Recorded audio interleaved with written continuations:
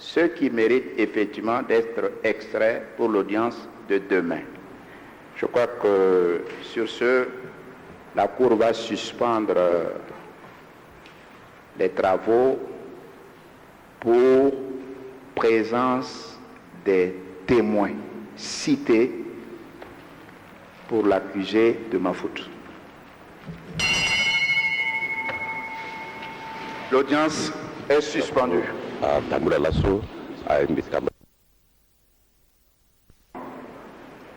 Les magistrats doivent lever l'audience. Mais puisque la cour criminelle siège sans discontinuité, nous allons vous prier d'observer 1 minute de silence avec nous avant de commencer les débats.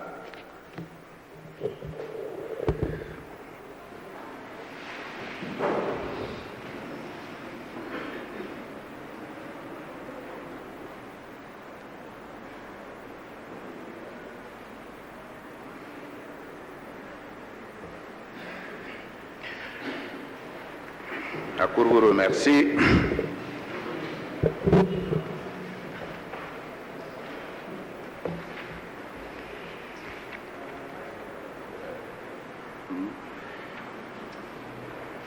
Bon, on va essayer de vérifier.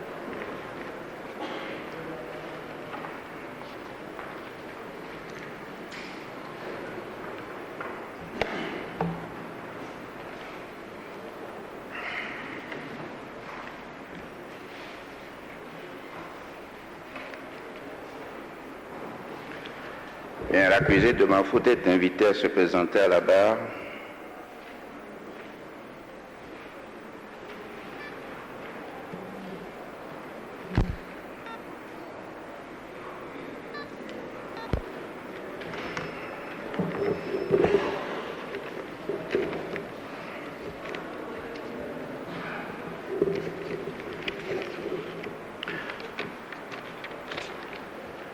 Nous avons reporté les débats pour la présence des témoins qui n'avaient pas été cités. Le parquet général a pris des dispositions et le nécessaire a été fait. Mais avant de passer à la déclaration de l'accusé, la Cour va vérifier si effectivement les témoins qui ont été cités sont dans la salle. Puisqu'après l'appel des témoins, ceux-ci seront invités à se retirer de la salle. Ils ne viendront déposer qu'au moment opportun. Nous avons effectivement des témoins qui ont été cités à la demande du ministère public et à la demande des conseils de l'accusé de Mahfoud. Nous avons le témoin Regonessa Maurice, le directeur général des douanes. Ce témoin comparaît, il est dans la salle.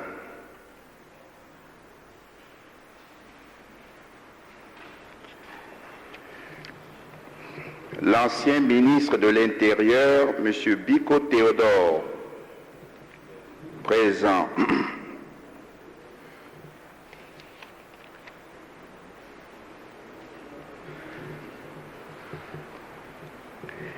Le directeur général de l'USP, le général Bombayeke, je vois la mention en mission. Est-ce que c'est exact, Monsieur le procureur général? C'est exact, Monsieur le Président. Le chef de l'État fait un déplacement à l'intérieur du pays. Le général Bombayeke étant chargé de sa sécurité personnelle, il a dû se déplacer lui aussi, donc il est empêché. Ok, de toutes les manières, Si nous n'arrivons pas à procéder à l'audition de tous les témoins, il viendra en son temps pour répondre à la citation de la Cour.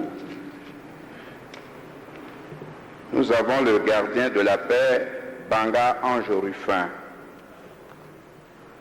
Le témoin Banga Ange Ruffin.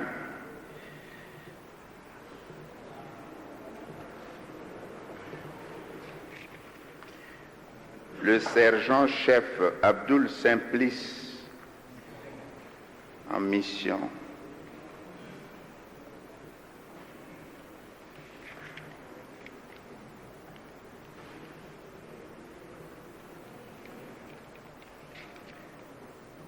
Le colonel Loganga Mathieu en mission également.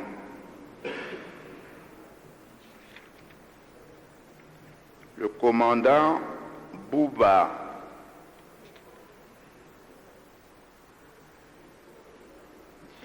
Le commandant Bouba est présent. Le ministre délégué à la restructuration, le général Xavier Yagongo. Absent.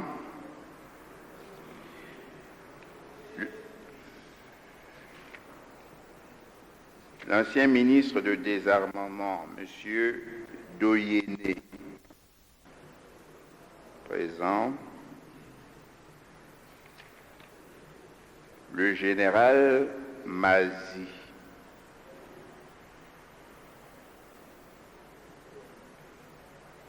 Et sa présence est notée. Il est sur les deux listes. Le général Serenam est-il en mission ou absent tout simplement? Mission.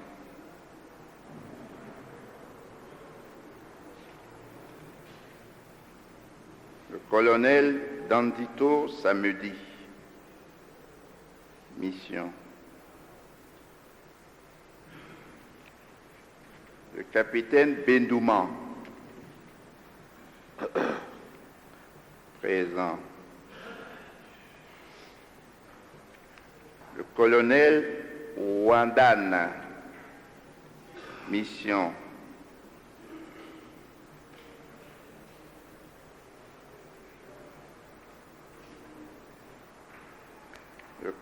Le colonel Zakataou. Présent.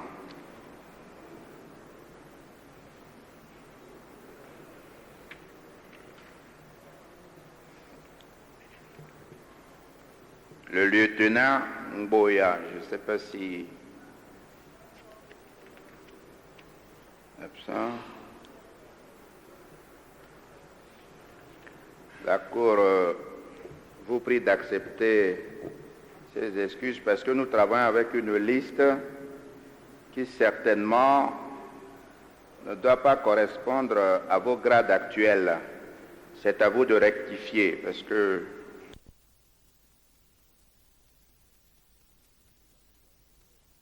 si la Cour agréait ces témoignages, je prierai la Cour d'accepter que nous fassions venir aussi et à tout moment des gens qui n'avaient jamais déposé en enquête préliminaire pour qu'ils viennent éclairer votre cour. Bien, le problème c'est que après avoir vérifié la présence des témoins dans la salle, en principe les témoins, après la vérification de l'identité de l'accusé, seront invités à se retirer, puisque les témoins ne suivent pas la déclaration de ceux qui passeront peut-être pour expliquer les faits. Le témoin viendra déposer à l'appel de son nom au moment opportun, lorsque la Cour jugera nécessaire de faire intervenir le témoin. Mais nous avons quand même décidé de procéder à l'appel des témoins pour les fixer. Pour les fixer que désormais, ils sont considérés comme témoins dans les débats qui vont commencer dans l'affaire de Mahfoud Jean-Jacques. Notre appariteur n'est pas dans la salle, je ne sais pas. Il est revenu. En principe, tous les témoins doivent maintenant mettre Kokanzo. Les témoins que la Cour vient d'appeler sont invités à se retirer de la salle.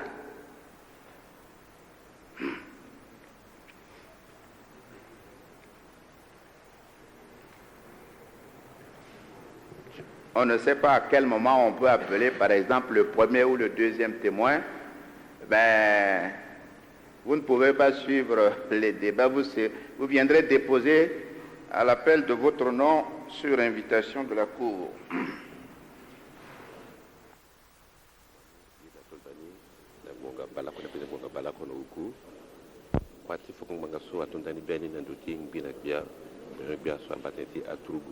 Pakara Jean-Jacques de Mahfoud soit battelé, le qual le candidat a parlé sur cette table-là.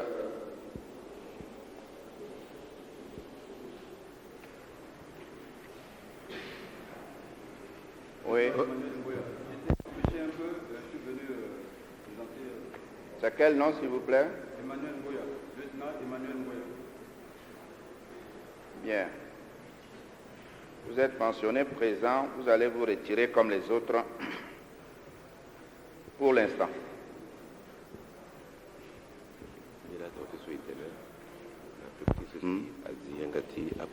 Monsieur le Président, Oui, je verse à votre dossier les originaux des avis de citation des témoins. c'est ça.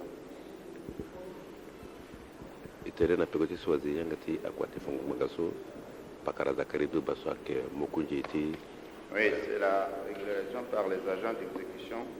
ti fongo magaso na dawati lo pakara Jean-Jacques de Mahfoud soit Vous avez été mentionné absent tout à l'heure, mais vous êtes présent.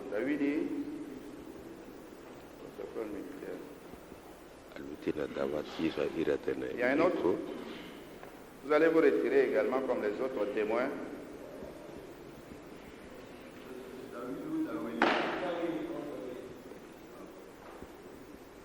Bien, la Cour va commencer par l'interrogatoire de l'accusé Jean-Jacques de Mahfoud, qui est né le 3 octobre. C'est quelle année? 59. À Bangui, c'est exact. Fils de Mafouta, pas Albert.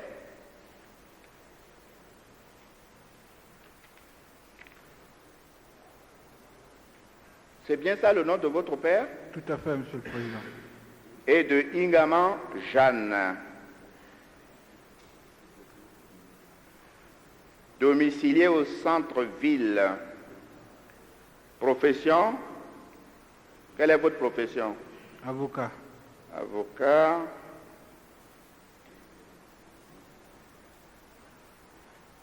Ministre de la Défense nationale au moment des faits qui vous sont reprochés. Affirmatif. Marié, père de 3 enfants. Avez-vous été déjà condamné? Négatif, non, Monsieur le Président. Centrafricain n'ayant jamais été condamné.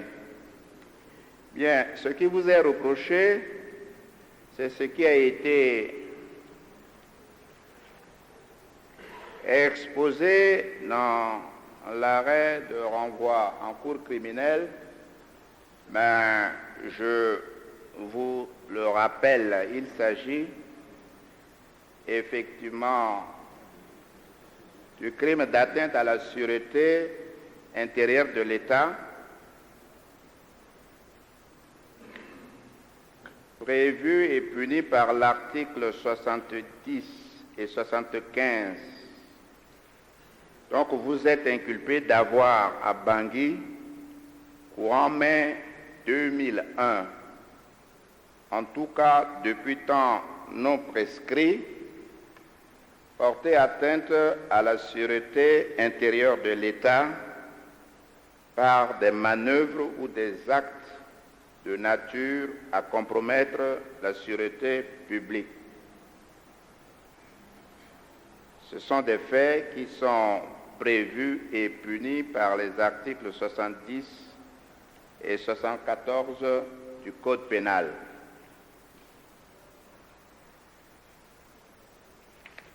Voilà. Alors, vous avez été renvoyé devant la Cour criminelle pour ces faits. Avant de rentrer dans les détails, la question principale, est-ce que vous reconnaissez les faits accusés de ma faute? Non, Monsieur le Président.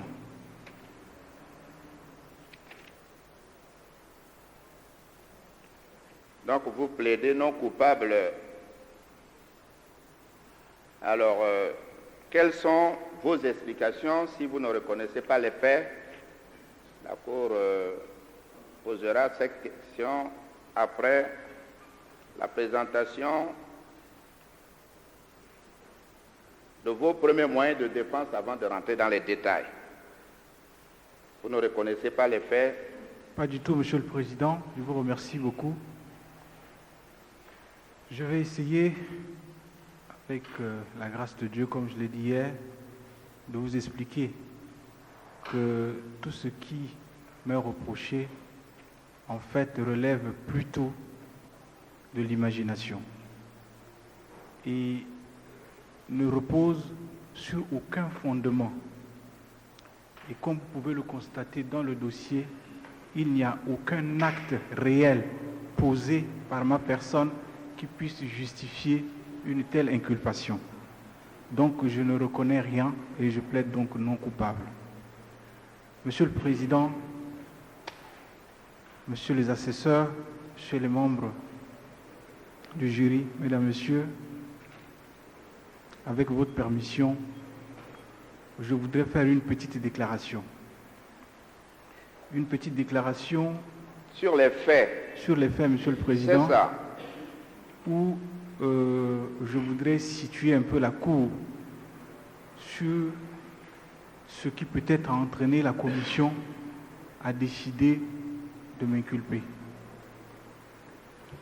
J'étais ministre de la Défense nationale au moment des faits. J'étais donc le premier responsable des problèmes de sécurité dans notre pays. J'ai été surpris par ce coup. Comme beaucoup de mes collaborateurs, et certains peut-être viendront ici devant la barre vous confirmer. J'ai utilisé tous les moyens que l'État avait mis à ma disposition pour essayer de réprimer ce coup et ramener le calme dans le pays. Et je crois que je l'ai fait avec efficacité et aujourd'hui notre pays a retrouvé sa quiétude. Je souhaiterais que ceux qui ont porté ces accusations contre moi puissent les expliquer ici devant la Cour et je vous apporterai au fur et à mesure les explications nécessaires. De mon côté, vraiment, je ne me reproche rien. J'ai été un fidèle collaborateur du chef de l'État avec qui j'ai partagé plus de 20 ans de ma vie. Nous étions ensemble en exil. Je suis parti de Bangui pour le MLPC. J'ai souffert à l'étranger, en prison, dans le maquis. J'ai partagé des nuits difficiles avec le chef de l'État à l'étranger où je l'ai hébergé dans mon cabinet à Paris lorsque j'étais avocat pendant un long moment. Nous sommes revenus ici. Nous avons eu vraiment un passé de lutte tout à fait. Je ne peux pas imaginer qu'aujourd'hui je me retrouve devant vous pour donner des explications par rapport à une inculpation quelconque. Donc vraiment, ma surprise est totale et c'est pour ça que je comprends le chef de l'État quand il a dit qu'il faut que la justice puisse trancher sur ce problème-là. Mais ceux qui m'ont accusé, je pense que le jour est arrivé aujourd'hui qu'ils puissent venir et qu'ils puissent exposer les faits qu'ils m'ont reprochés et je vais vous donner les explications nécessaires. Je ne me reproche absolument rien. Bien.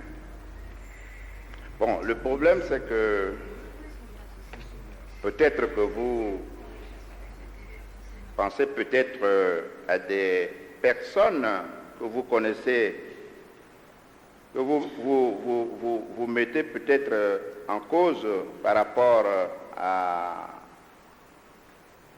l'accusation qui est portée contre vous, puisque vous dites que ceux qui m'ont accusé, c'est l'occasion de venir donner des explications sur les faits.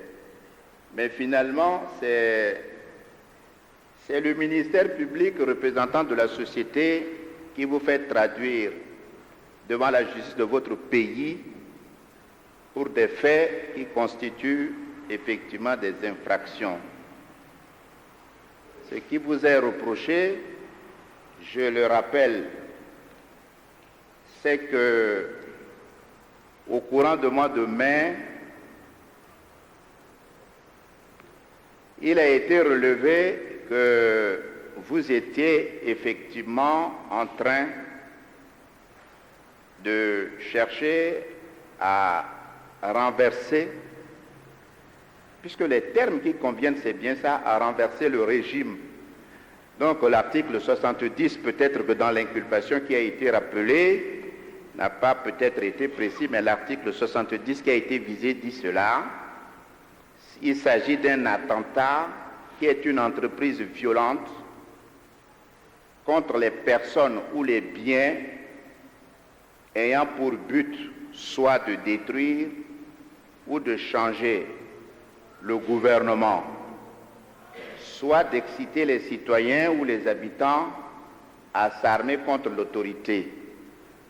Et l'article 73 qui complète justement l'inculpation, le chef d'accusation principal retenu contre vous dit que ceux qui auront levé ou fait lever des troupes armées ou leur auront fourni ou procuré des armes ou munitions sans ordre ou autorisation du pouvoir légitime seront punis de peine de mort, puisqu'il s'agit d'un crime contre la sûreté de l'État. Alors, si vous avez effectivement à nous donner des explications à la Cour, c'est qu'on vous reproche d'avoir, en plus de passer à l'acte au préalable, conservé à votre domicile des armes, ce qui constitue des actes préparatoires. C'est par rapport à cela que la Cour vous demande, est-ce que ce sont des accusations simples, non fondées, de la part de ceux que vous voulez faire entendre par la Cour sur les explications à fournir, ou bien est-ce que ces faits que je viens de rappeler, le problème des armes en grande quantité, les munitions à votre domicile, et puis votre implication au courant du mois de mai dans les faits qui ont eu lieu le 28, est-ce que vous pensez que, en tant que ministre de la Défense, vous n'étiez au courant de rien? Je suis surpris, Monsieur le Président. À mon domicile, je n'ai pas d'armes de guerre. En dehors de l'armement des éléments qui sont chargés de ma garde à l'époque en tant que ministre de la Défense, je n'ai jamais eu de munitions à titre personnel, en dehors des munitions des éléments qui sont chargés de ma garde. Je n'ai jamais essayé de préparer un coup d'État, un mouvement insurrectionnel et autres. Si je l'ai fait, mais en compagnie de qui et avec quoi? Vraiment, je suis complètement surpris et d'apprendre ça maintenant, Monsieur le Président. Bon, mais les événements qui ont eu lieu à la date du 28 mai 2001, ce sont des événements qui ne se sont pas produits d'une manière spontanée. C'est qu'il y a eu effectivement des préparatifs au préalable. Monsieur le Président. Est-ce que vous étiez plus ou moins au courant de ce qui s'est passé, ou vous n'étiez pas du tout au courant de ce qui a été préparé pour arriver à la date du 28 mai, en tant que ministre de la Défense? En tant que ministre de la Défense, le coup du 28 mai m'a surpris. J'étais effectivement informé des préparatifs des événements de ce genre, mais à la date du 28 mai, franchement, j'étais surpris. Et en tant que ministre de la Défense, mes services, qui peut-être passeront ici vous donner quelques explications, vous diront, nous avions effectivement reçu des informations faisant état des préparatifs des événements de ce genre. Mais le 28 mai, franchement, j'ai été surpris. Et d'ailleurs, quand le coup est arrivé, c'était à 2 heures du matin, et j'ai été même réveillé par le chef de l'État qui m'a donc annoncé qu'il y avait des coups de feu. Donc vraiment, je n'étais pas du tout au courant.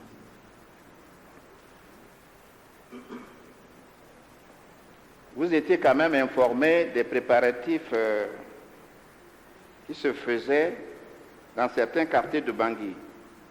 Monsieur le Président, quand vous êtes ministre de la Défense, vous disposez de 2 canaux très importants d'information.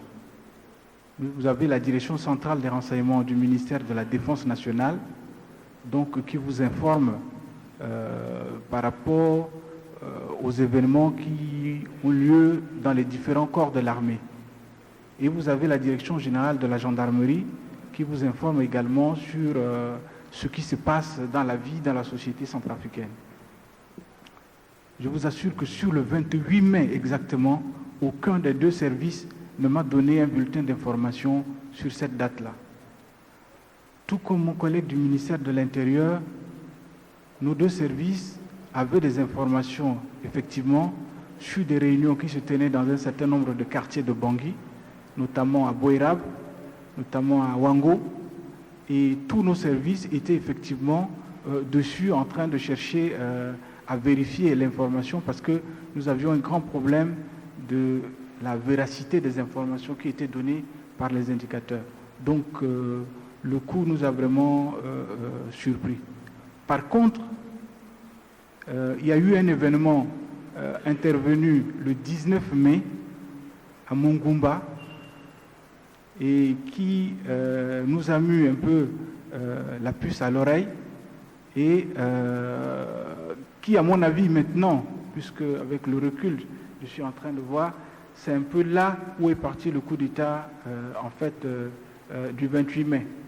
C'est-à-dire qu'à Mongumba, le 19 mai, notre détachement là-bas a été donc attaqué par des gens dans 2 pirogues.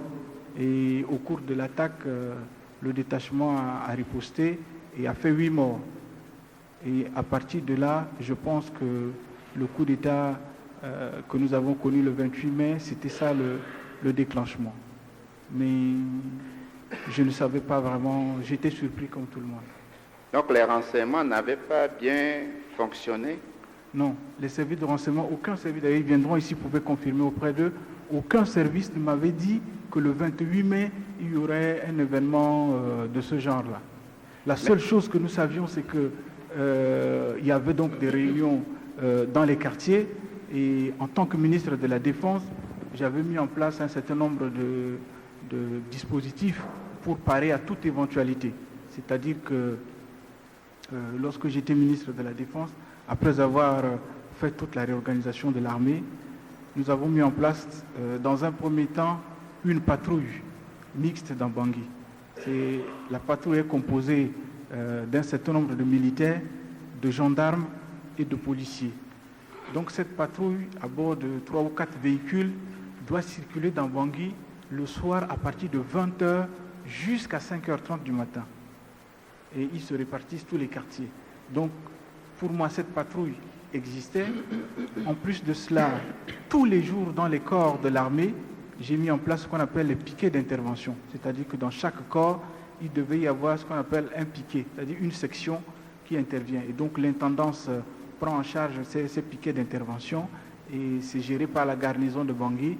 Et donc, s'il y a un événement, dans chaque corps, il y a des éléments nécessaires pour pouvoir intervenir et réprimer. Donc, c'était les moyens que moi j'avais et que j'avais mis donc en place. Donc le service qui devrait vous fournir les renseignements nécessaires pour vous permettre de prendre des dispositions qui s'imposent n'avait pas bien fonctionné.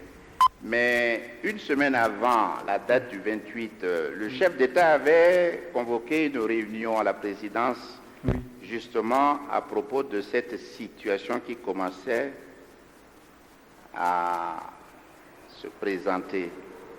Est-ce que n'avez-vous pas assisté à cette réunion Une semaine entre avant. le 23 mai 2001? Je pense, oui, que j'ai dû assister à cette réunion. C'était justement pour donner des instructions précises au service de la Défense et du ministère de l'Intérieur par rapport à la sécurité. Vous n'avez pas assisté à cette réunion? Effectivement, je pense que j'ai dû assister à cette réunion. Je ne me souviens peut-être pas de la date, mais nous avions assisté à une réunion où nous avions parlé du Kanjembo à l'époque et suivi donc de recommandations du chef de l'État parce qu'on avait des informations sur d'éventuels soulèvements de gens par rapport donc à la non-libération de